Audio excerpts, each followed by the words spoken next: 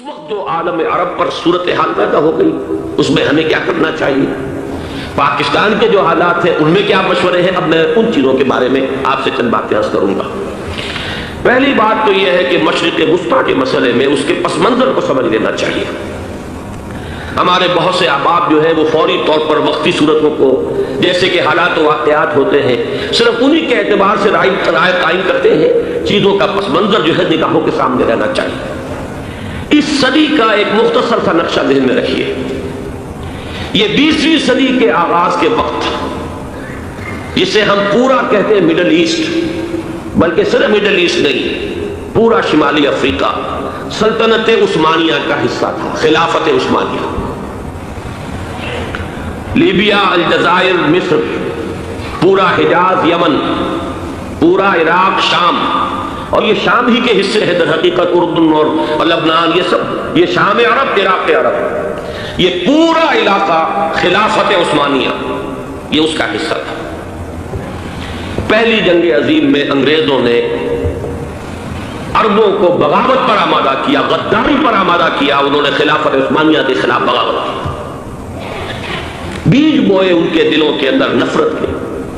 ابھارا انہیں تم ترکوں کے غلام کیوں ہو، تمہیں خود حاکم ہونا چاہیے، تم کھڑے ہو جاؤ ہم مدد کریں گے، تم بغاوت کرو، تم ان ترکوں کے خلاف ہماری مدد کرو، ہم تمہیں آزاد کر دیں گے، تم اپنے پاؤں پر خود کھڑے ہو جانا۔ یہ بہت ہی ہمارے لیے دردناک المیہ ہے اس پہلی جنگ عظیم کا۔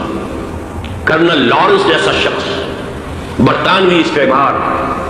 اور اس کے نتیجے میں عربوں نے بغاوت کی، اور اس قدر دردناک بات آپ کو بتا رہا ہوں، میں پہلی مرتبہ جب سن 62 میں حج کے لیے گیا مدینہ منورہ میں، ابھی وہ ریل کے انجن کھڑے ہوئے تھے۔ یہ ترکی کے زمانے میں، سلطنت عثمانیہ کے زمانے میں بغداد سے مدینے تک ریلوے لائن تھی۔ یہ پورا ایک عالم سلطنت عثمانیہ، صرف سلطنت نہیں، خلافت عثمانیہ، پوری ٹرینیں جو ہے ترکوں کی اڑائی گئی، ہزاروں ترکوں کو شہید کیا گیا،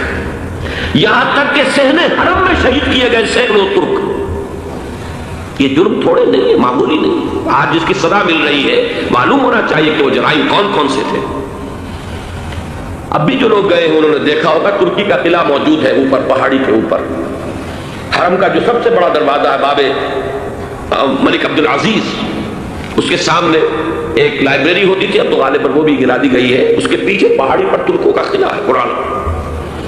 اس پر توپیں موجود تھیں۔ جب بغاوت ہوئی ہے جو حرم میں آئے ہوئے تھے ترک فوجی، ظاہر بات ہے نہتے وہ تو نماز پڑھنے آئے ہوئے تھے، ان کو وہاں ذبح کیا گیا ہے، اور ترکوں نے اپنی توپیں استعمال نہیں کی کہ کہیں بیت اللہ کو کوئی نہ پہنچ جائے۔ بہرحال یہ غداری ہوئی ہے پہلی جنگ عظیم کے دوران، اور نہ صرف ترکوں پہ عربوں نے کی ہے۔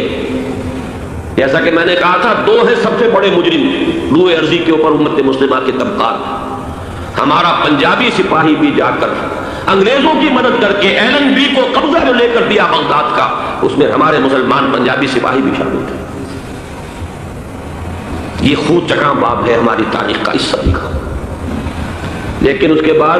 سلطنت عثمانیہ کے ٹکڑے ہو گئے، چیچڑے ہو گئے۔ ایک انگریز نے لکھا ہے یہ جملہ، ذہن میں گجا ہوا جملہ، کہ تاریخ میں یہ بات ثبت ہو جائے گی کہ ایک انگریز نے اس سلطنت کے ٹکڑے کر دیے کہ جو عمر فاروق نے قائم کی تھی رضی اللہ تعالیٰ عنہ۔ یہ پورا عالم، یہ تمام علاقہ کس نے فتح کیا تھا؟ یہ بات ہاتھ بدل گئے تھے، پھر ترک آ گئے، خلافت عثمانیوں کے پاس چلی گئی، لیکن یہ سلطنت تو حضرت عمر رضی اللہ تعالیٰ عنہ کے زمانے سے چلی آ رہی تھی۔ اس کو ایک انگریز کرنل نے، اور اس نے بغاوت میں آمادہ کر کے عربوں کو اور ترکوں کے پیٹھ میں چھرا ڈھپوا کر ان کے ذریعے سے اور ٹکڑے کر دیے۔ لیکن جب جنگ ختم ہوئی اب انہوں نے کہا کہ اب ہمیں آزادی دیجیے، تو اب انہیں معلوم ہوا کہ غداروں کو دنیا میں کیا ملتا ہے، ٹکڑے کر دیے گئے۔ یہ حصہ عراق یہ انگریز کے پاس رہے گا، شام کا یہ علاقہ یہ فرانسیسیوں کے پاس رہے گا، مصر پر انگریزوں کا تسلط رہے گا، لیبیا اطالویوں کے پاس رہے گا، لے دے کر یہ جو علاقہ تھا حجاز، کیونکہ وہاں کچھ تھا ہی نہیں، بوادن غیر ذی زرع، یہ عربوں کے پاس چھوڑ دیا گیا۔ اس وقت جو بادشاہ ہے شاہ حسین اردن کے، ان کے دادا سب سے بڑے غدار وہی تھے، لہذا ان کو اس علاقے کی بادشاہت دے دی گئی۔ اس کے بعد نجد سے تحریک اٹھی ہے، وہ سعودی جو خاندان ہے وہ نجد سے اٹھا۔ نجد میں اس وقت کچھ بھی نہیں تھا، وہ تو صرف ریت کے تودے تھے اور کچھ بھی نہیں، لہذا ادھر کسی استعماری قوت کو دیکھنے کی ضرورت ہی نہیں تھی۔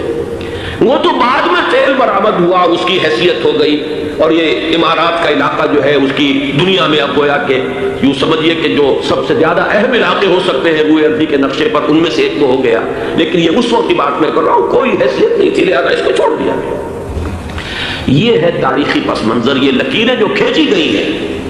یہ ایک ملت اسلامیہ کو جو قومیتوں میں تقسیم کیا گیا، پھر نعرے لگوائے گئے المصر للمصریین الشام للشامیین۔ اب شامی ایک علیحدہ قوم ہو چکے ہیں، مصری ایک علیحدہ قوم ہو چکے ہیں، عراقی ایک علیحدہ قوم ہو چکے ہیں۔ یہ ساری تقسیمیں استعمار کی پیدا کرنا ہے، اس کا کوئی تعلق اسلام کے ساتھ نہیں۔ اب ضرورت تو اس بات کی تھی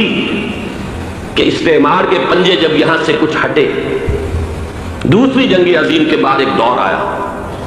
امریکہ ابھرا ہے دنیا کی عالمی سطح پر سیاست میں، اس کے ہاں کچھ آزادی کے تصورات تھے، اس نے بھی سپورٹ کیا۔ برطانیہ کمزور ہو چکا تھا، وہ اتنے بڑے علاقے کو ہولڈ نہیں کر سکتا تھا۔ ہندوستان بھی آزاد ہوا،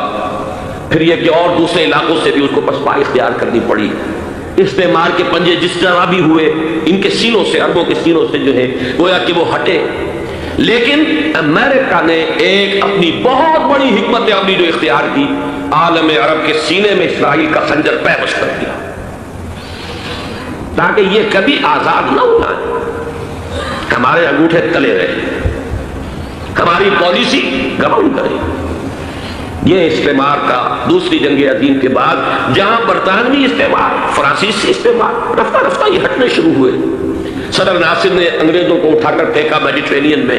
اور دوسرے جگہوں سے، الجزائر نے آزادی حاصل کی فرانس سے، اطالویوں سے جو ہے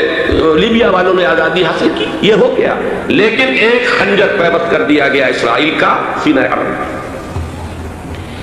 اس صورتحال میں ظاہر بات ہے کہ ایک تو بڑی آئیڈیل پوزیشن تھی کہ پورا عالم اسلام متحد ہو، لیکن وہ تو بہت دور کا خواب معلوم ہوتا ہے۔ علامہ اقبال سے بڑا کوئی نقیب نہیں ہے ملت اسلامی کی وحدت کا، ایک ہو مسلم حرم کی پاسبانی کے لیے نیل کے ساحل سے لے کر تا بخاک کاشغر، لیکن انہیں بھی اپنے لیکچرز میں کہنا پڑا کہ اس وقت جو صورتحال ہے پورے عالم اسلام کی ایک وحدت بن جانا تو تقریباً ناممکن نظر آ رہا ہے، اگر کسی طرح ایک common wealth of Muslim nations وجود میں آ جائے تو بھی بڑی کامیابی ہوگی، لیکن اس سے بھی پہلے یہ تو زیادہ آسان تھا کہ عالم عرب ایک وحدت کی شکل اختیار کر لے۔ یہ تو ایک قوم ہے،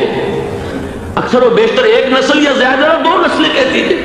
شمالی افریقہ میں بربر نسل بھی ہے، باقی تو سب عربی، یہ پورا عالم ایک نسل، ایک زبان، پورے اتنے رقبے کے اوپر بولے جانے والی ایک زبان، یہ تو ایک ہو جائے۔ افسوس یہ ہے کہ اس کا ایک ہو جانا، ایک شخصیت ابھری تھی جو مذہبی مزاج کی شخصیت تھی،